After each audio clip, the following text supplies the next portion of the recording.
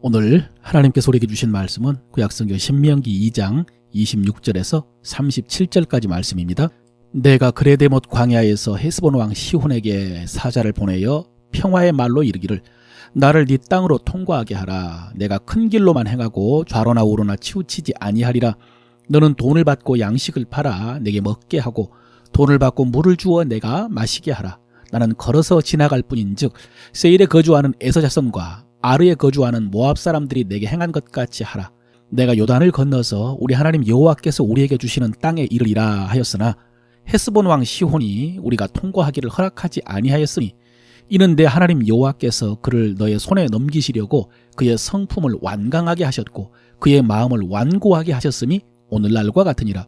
그때 여호와께서 내게 이르시되 내가 이제 시혼과 그의 땅을 너에게 넘기노니 너는 이제부터 그의 땅을 차지하며 기업으로 삼으라 하시더니 시온이 그의 모든 백성을 거느리고 나와서 우리를 대적하여 야하스에서 싸울 때에 우리 하나님 여호와께서 그를 우리에게 넘기심에 우리가 그와 그의 아들들과 그의 모든 백성을 쳤고 그때 우리가 그의 모든 성읍을 점령하고 그의 각 성읍을 그 남녀와 요아와 함께 하나도 남기지 아니하고 진멸하였고 다만 그의 가축과 성읍에서 탈취한 것은 우리의 소유로 삼았으며 우리 하나님 여호와께서 그 모든 땅을 우리에게 넘겨주심으로 아르논 골짜기 가장자리에 있는 아로엘 골짜기 가운데 있는 성읍으로부터 길르앗까지 우리가 모든 높은 성읍을 점령하지 못한 것이 하나도 없었으나 오직 암몬 족속의 땅 야복 강가와 산지에 있는 성읍들과 우리 하나님 여호와께서 우리가 가기를 금하신 모든 곳은 네가 가까이 하지 못하였느니라. 아멘. 주의 말씀은 우리의 발의 등이요 우리 길의 빛이다 라고 했습니다. 오늘 성령께서 이 말씀을 통해서 우리 가는 길을 비춰주셔서 실족지 않게 해주실 줄로 믿습니다. 어제 우리는 광야 38년이 지나고 이제 요단강 동편으로 해서 가나안에 들어가기 위해서 북쪽으로 진군하는 이스라엘 백성들의 모습을 살펴보았습니다. 그때 이스라엘 백성들은 하나님의 명령을 따라서 에돔, 모압, 암몬과 싸우지 않고 험하고 먼 길을 돌아서 아모리 사람의 땅까지 진군을 했습니다. 오늘 읽은 본문 속에는 이스라엘 백성들이 아모리와 있었던 일이 기록되어 있습니다.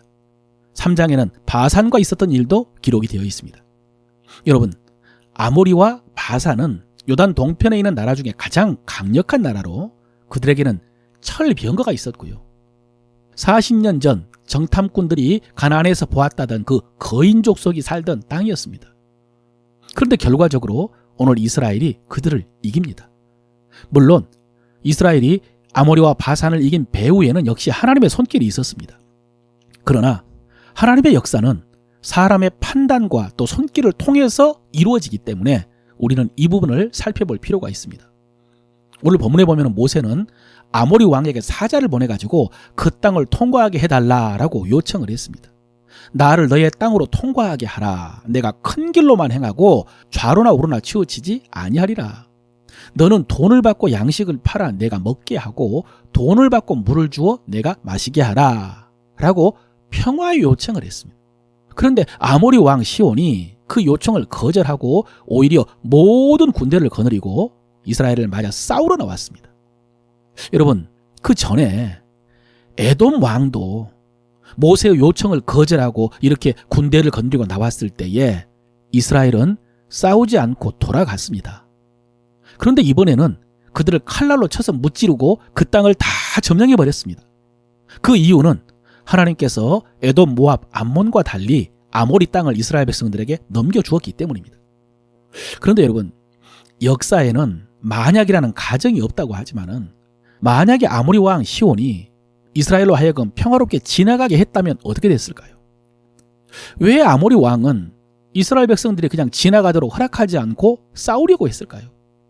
어쩌면 아모리 왕은 그 전에 에돔 왕이 군사를 거느리고 이스라엘이 들어오지 못하도록 막았을 때에 이스라엘이 돌아서 가는 모습을 보고 그들도 그렇게 했을 수 있습니다.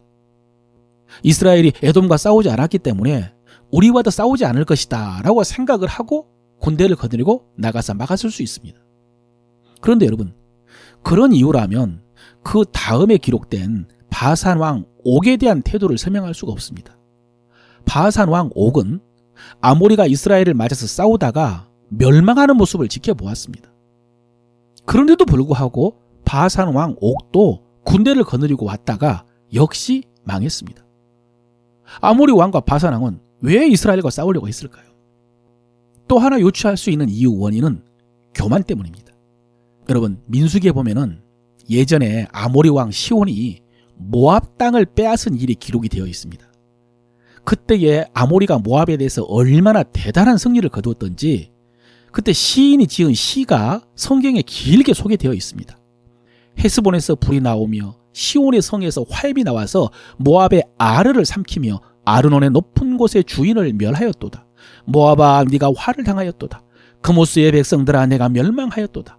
그가 그들의 아들을 도망하게 하였고 그의 딸들을 아모리 왕의 시온의 포로가 되게 하였도다. 이런 시를 남겼습니다. 이렇게 아모리가 강했기 때문에 요단 동편에서 가장 비옥한 땅을 차지하고 있었습니다. 바산도 성경에 보면요, 그 모든 성읍이 높은 성벽으로 둘려 있고 문과 빗장이 있어서 견고했다라고 했습니다. 그리고 또 바산 왕이 르바인 족속이다라고 했습니다. 거인 족속이라는 말씀입니다. 그러면서 바산 왕 옥의 침상이 철침상인데 크기가 9규빗에 4규빗이라고 했습니다. 4.1m나 되는 것입니다. 거대한 거인이었던 것입니다. 여러분, 40년 전에 가데스 바네아에서 이스라엘 정탐꾼들이 보고를 했을 때에 이런 보고를 했습니다. 그들의 성읍은 높고 견고하고 우리가 아낙 자손을 보았다. 거인 족속을 보았다라고 했는데 바로 이 바산이라는 나라가 정탐꾼들이 말한 그 견고한 성읍과 아낙 자손의 나라였습니다. 여러분, 이렇게 아모리 왕 시혼과 바산 왕 옥은 스스로 강하다라고 생각을 했기 때문에 교만해서 이스라엘과 싸우려고 나왔고 결과적으로 패배를 해서 멸망한 것입니다. 그런데 여러분, 이들 나라에 대한 이스라엘의 승리, 반대로 이스라엘은 싸우지 않으려고 했지만은 이들이 싸우러 나와가지고 멸망한 근본 원인에 대해서 성경은 이렇게 기록을 합니다. 아모리 왕 시혼이 우리의 통과하기를 허락하지 아니하였으니 이는 너희 하나님 여호와께서 그를 너의 손에 붙이시려고 그 성품을 완강하게 하셨고 그 마음을 강팍해 하셨습니다. 예, 여러분, 이 두 나라가 멸망한 1차적인 원인은 이스라엘이 싸우지 않으려고 했지만은 두 나라 왕이 싸우려고 결정했기 때문입니다. 그리고 이렇게 어리석은 판단을 한 원인은 그들의 마음이 강팍해졌기 때문이라고요. 여러분, 사람의 마음이 완고하고 강팍한 거, 그러니까 악하고 고집스럽게 되면은요, 판단을 잘못하게 되어 있습니다. 그런데 그들의 마음이 그렇게 강팍하게 된 것은 하나님께서 그들의 마음과 성품을 강팍하게 하셨기 때문이다라고 하셨습니다. 근데 여러분, 여기서 우리가 오해하면 안 됩니다. 하나님께서 선하게 나라를 잘 다스리고 있는 두 왕의 마음을 강팍하게 하셔서 이스라엘과 싸우게 하시고 그렇게 해서 그 나라를 멸망시키시고 그 땅을 이스라엘 백성들에게 주신 것은 아닙니다. 하나님께서 그들의 마음을 강팍하게 하신 것은 그들의 죄악 때문입니다. 분명합니다. 오래전에 하나님께서 아브라함에게 말씀하실 때, 그러니까 한 500년 전쯤 됩니다. 여러분, 그때는요, 아모리 사람의 죄가 아직 가득 차지 않았다라는 말씀이 있습니다. 그들의 죄가 가득 차지 않았기 때문에 하나님께서도 아모리 족속을 쫓아내고 아브라함에게 그 땅을 주실 수 없었다라는 말씀이었습니다. 그런데 지금 그 땅을 이스라엘 백성들에게 주신 것은 지금은 그들의 죄가 가득 찼기 때문이라는 것입니다. 그들의 죄가 가득 찼기 때문에 하나님께서 그들의 마음을 강팍하게 하시고 이스라엘과 싸우게 하셔서 결국 멸망당하게 하신 것입니다. 여러분, 하나님께서 그들의 성품을, 마음을 강팍하게 하셨다라는 이 말씀, 이 표현은 하나님의 주권과 섭리를 강조하는 성경의 표현입니다. 사실 가장 정확한 의미는 뭐냐면 하나님께서 내버려 두신 것입니다. 사람이 죄를 지으면 하나님께서 그것을 지적도 하시고 책망도 하시고 경고도 하시고 징계도 하십니다. 그러나 그럼에도 불구하고 계속 죄를 지으면 내버려 두십니다. 그러면 돌이킬 기회를 얻지 못하고 죄 가운데 멸망하는 것입니다. 이것이 강팍한 것이고 이렇게 되면 또 강팍하게 되는 것입니다. 그러면 돌이킬 기회를 얻지 못하고 죄 가운데서 멸망하는 것입니다. 지금 아모리와 바산의 상황이 그런 상황입니다.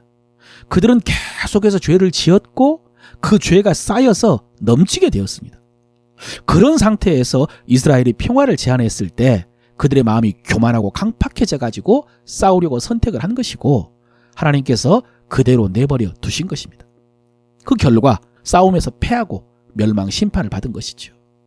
그러므로 여러분, 그런 측면에서 하나님의 징계는 하나님의 은혜라는 사실을 알아야 됩니다.